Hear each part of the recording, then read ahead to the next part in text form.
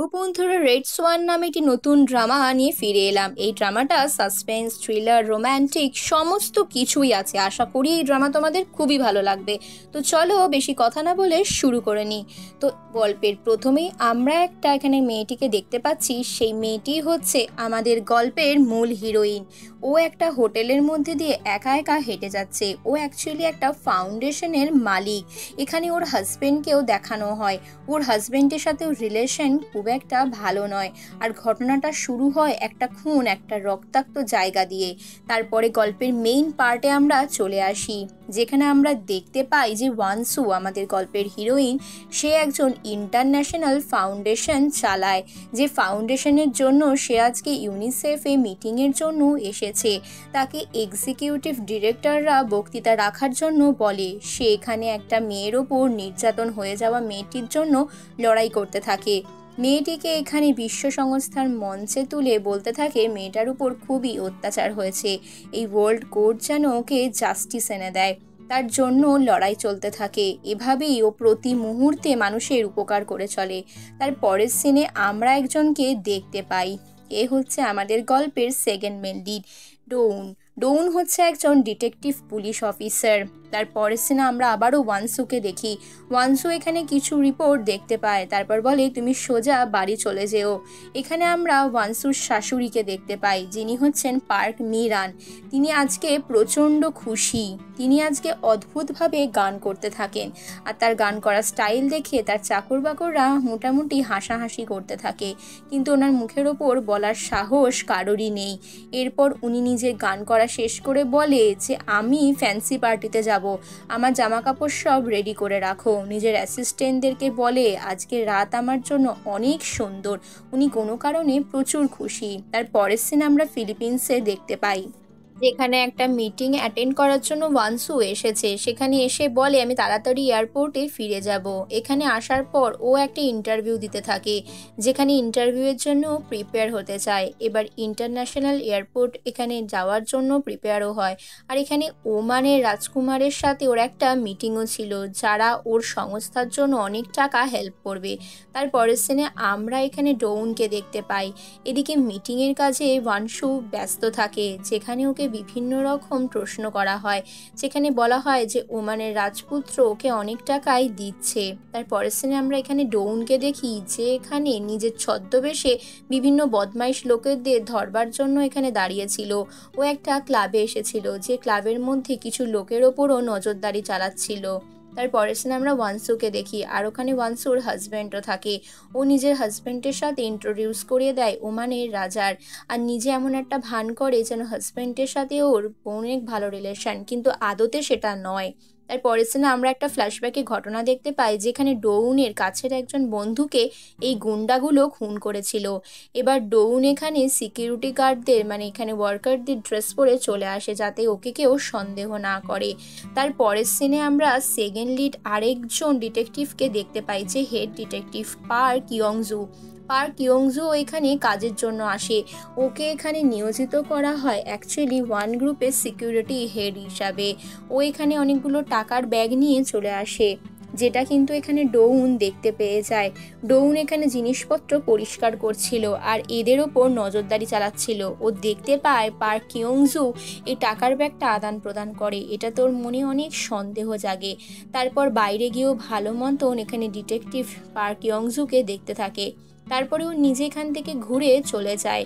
এরপরও ফোনে কারোর সাথে একটা কথা বলে, আর বলে আমরা সব কিছু এবার ধরেই ফেলবো আশা করছি। তারপরে আমরা ফ্ল্যাশব্যাকের ঘটনায় দেখতে পাই সেদিন হচ্ছে সেই রাতের ঘটনা, যে রাতে ওর বন্ধুকে খুন করা হয়েছিল। আর যেখানে একটা কালো মাস্ক পরা লোক ওর বন্ধুকে খুন করেছিল। ওই ছেলেটিকে আটকাতে গিয়ে অনেক ধস্তাধস্তি হয়ে যায়। ওরা দুজনেই একসাথে ডিটেকটিভ ছিল, কিন্তু ওর বন্ধুকে বাঁচাতে পারে না। ওর বন্ধু ওই ঘটনাস্থলেই মারা যায়। এই ঘটনার পর থেকেই ও প্রতি পলে মনে মনে ভাবে, বন্ধু আমি তোর প্রতিশোধ নেবই। এখানে ওই লোকটি তো পালিয়ে যায়। তারপর থেকেই ও খুঁজতে থাকে সেই লোকগুলোকে, আর সেই গুন্ডাগুলোর মধ্যে একজনকেও দেখতেও পায়। এরপরও নিজের ছুরিটা নিজের কোমরে ঢুকিয়ে নেয়, নিজের বন্দুকটা নিয়ে প্রিপেয়ার হয়ে যায় লড়াইয়ের জন্য।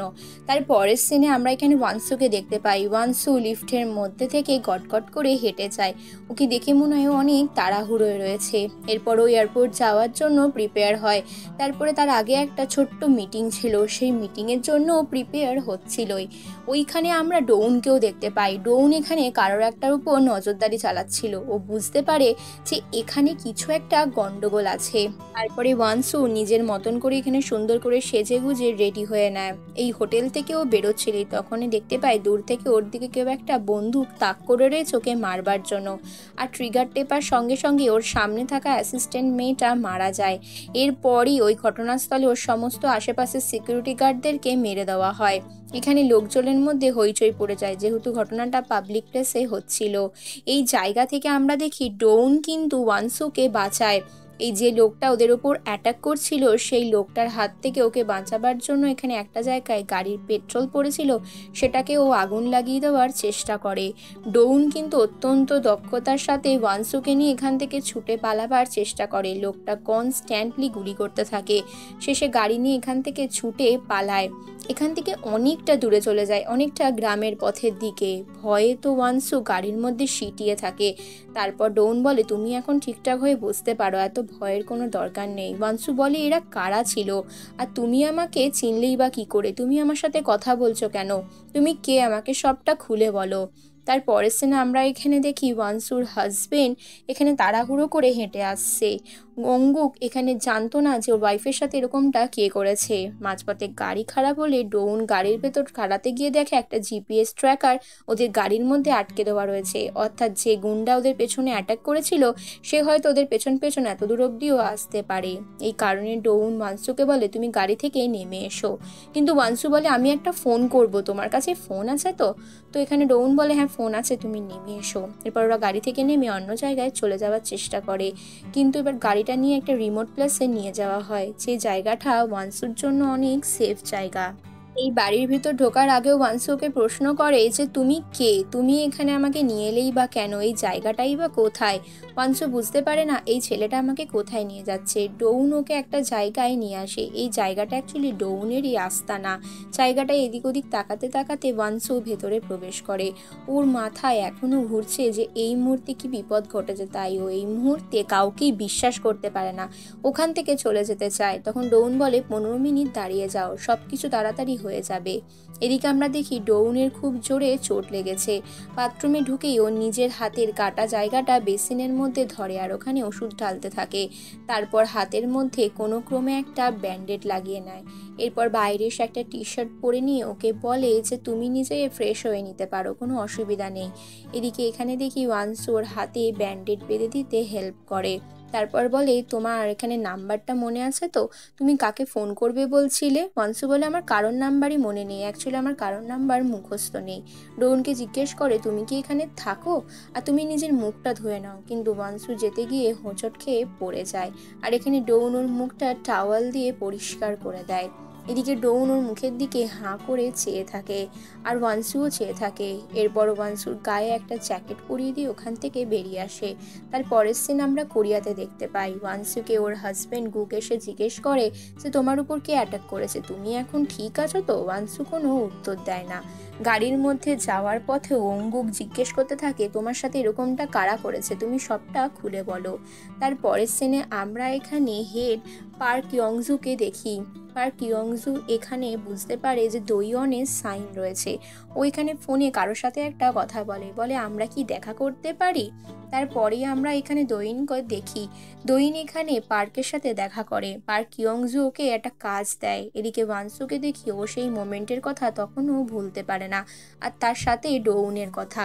ওয়াশরুমে আয়নার সামনে দাঁড়িয়ে দাঁড়িয়ে ও এগুলোই ভাবতে থাকে, মনে মনে ভাবে। তখনই ওর হাজবেন্ড এসে কারোর সাথে ফোনে কথা বলায়, বলে মা তোমার সাথে দেখা করতে চায়। এরপরও নিজের শাশুড়ি পার্ক মিরানের সাথে দেখা করে। পার্ক মিরান বলে, তুমি এই নোংরা জামা কাপড় পরে চলে এলে, তুমি এখানে ঢুকলে কি করে।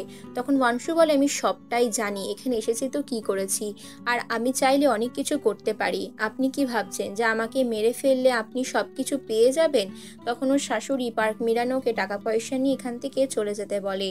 তখন ওয়াংশু বলে, টাকা পয়সার জন্য আমি আসিনি, নিজেকে অপমানিত করছেন, সাথে নিজেও হচ্ছেন, আর এই ধরনের কাজ আপনাকে করা মানায় না। এখানে পার্ক মিরানকে দেখি যে উনি ওনার ম্যানেজারকে বলে যে যত টাকাই লাগুক এই ওয়ানসুকে আমার পদ থেকে সরাতেই হবে। তার পরের সিনে আমরা ডোউনকে দেখি। ডোউন নিজের কাটা ঘাটার দিকে হাত দেয়। এখানে পেটে ওর একটা কিডনি ট্রান্সফার হয়েছিল। ওর যে বন্ধু ওকে কিডনি দিয়েছিল সেই বন্ধু ওর প্রাণের চেয়ে অধিক প্রিয় ছিল, কিন্তু সে আজ এই পৃথিবীতে নেই। দুজনেই একসাথে পুলিশ ইউনিভার্সিটিতে ভর্তি হয়েছিল, দুজনের একসাথে পড়াশোনা করা, একসাথে বেড়ে ওঠা, কিন্তু একসাথে চাকরি জীবনটা কাটানো আর হলো না। এই কারণে ও পার্ক ইয়ংজুর সাথে হেড ডিটেকটিভ হিসেবে জয়েন করে। তারপর হেড ডিটেকটিভ সমস্তটাই শোনে আর বলে, আমি সবই জানি, তুমি তোমার বন্ধুর মৃত্যুর জন্য এখনও হাহুতাশ করো, তবে চিন্তা করো না, সব ঠিক হয়ে যাবে। তারপরে শুনে আমরা ডোয়েনকে কারোর সাথে একটা ফোনে কথা বলতে দেখি। এদিকে আমরা দেখি ইন্টারন্যাশনালি খবরের জন্য ওয়ানসু ল্যাপটপে কিছু একটা স্ক্রল করতে থাকে। ও এখানে দেখে যে টুরিস্ট স্পটে যে ঘটনাটা ঘটেছে সেটা নিয়ে একটা বড় ইস্যু তৈরি হয়েছে। ওর হাজবেন্ড এটাই ওকে বলতে থাকে। ও এখানে ওর সেক্রেটারিকে বলে, আইএসআই এর এখানে সমস্ত ফুটেজ তুমি পেয়ে যাবে, সেগুলো মেল করে দাও। ওর হাজবেন্ড ওকে ফাউন্ডেশনের কাছ থেকে পিছিয়ে আসতে বলে, কিন্তু এই ফাউন্ডেশনের কাজ ছাড়তে রাজি নয়। তারপর এখানে রিপোর্টারদের সামনেও একটা প্রেস কনফারেন্স করে, যেখানে বলে যে হ্যাঁ, এটা সত্যি যে আমার ওপরে অ্যাটাক করা হয়েছিল, কোনো এভিডেন্স নেই, কিন্তু আমি সব কিছু হয়তো ডিটেলে বলতে পারবো না। এই খবরটা দেখে ওর শাশুড়ি মিস পার্ক মিরান রাগে গজগজ করে রিমোট টিভি সব ভেঙে ফেলে। তখন এখানে ওয়ানসু বলে, আমি আমার জীবনের বিরুদ্ধে গিয়েও আমি আমার কাজ সুন্দরভাবে চালিয়ে যাব, আইএসআই ডিপার্টমেন্টের এগেনস্টে গিয়েও। তার পরের সিনে আমরা এখানে গল্পের আরেক মূল চরিত্র তায়রা ওর ছেলেকে দেখতে পাই। তায়রা এখানে কথা বলতে থাকে, আর তায়রার ছেলেকে ওয়ানসু প্রচুর ভালোবাসতো, কারণ ওয়ানসুর ছেলে ওরই বয়সী ছিল, যাকে ছেড়ে ওকে একদিন কাজে যেতে হয়েছিল। এখানে ওর ছেলের সাথে এক্স্যাক্টলি কি হয়েছিল সেটা এই মুহূর্তে দেখানো হয় না। এরপর ওয়ানসু বলে, তোমরা প্রিপেয়ার হয়ে নাও। এখানে তায়রা বলে, তুমি এক্স্যাক্টলি ঠিক আছো তো? তারপরে বলে, হ্যাঁ ওয়ানসু ঠিকই আছে। এরপর একটা ফাউন্ডেশনে যাওয়ার জন্য রেডি হয়, আর এই ফাউন্ডেশনে ওদের আজকে পার্টি রাখা হয়েছে, যে পার্টির মূল গেস্ট হচ্ছে ওয়ানসু। আর এখানেই ওর সাথে আবারও ডোউনের দেখা হয়, আর এরই মাধ্যমে এই পর্ব এখানেই কিন্তু শেষ হয়।